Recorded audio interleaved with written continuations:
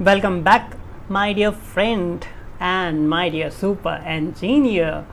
Now we are in the section of the data representation. What is the data? Well, data is raw information, collection of the numbers, a collection of the specific amount of the things or raw things. I'm not calling that raw information. I'm holding myself for that because from the data, when you filter out with certain condition, that will become the information for you. So data is the rough thing, raw material that we need to create that particular information and extract the information out of the data.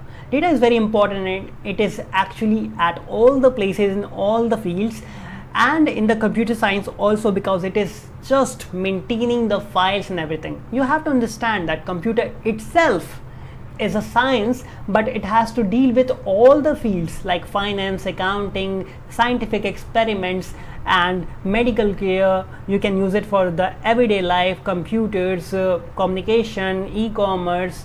You can use it for the data collection, survey, and there is lot of the things. Whatever you can imagine, I think almost all of them belongs hugely on the data. That's why the emphasis on the data has rose so much high in our time, because we have tremendous amount of the data to deal with, and the data gives us the very fascinating results.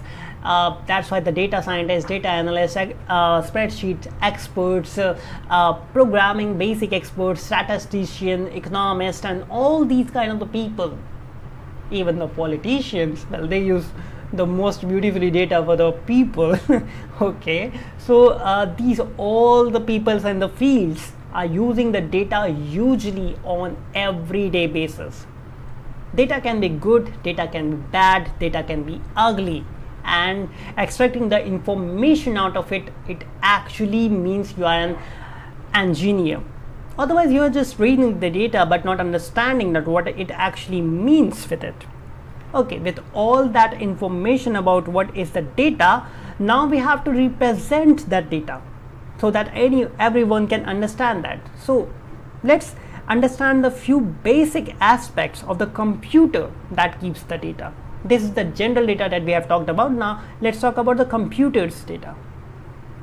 So here are the three things that I would like to discuss in the data representation. First one is bits and bytes, second one is binary system, and the third one is hexadecimal system.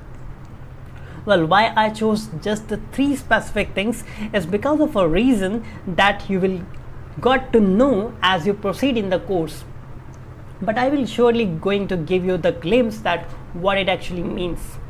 So let's first see what is a bit and bytes. Okay.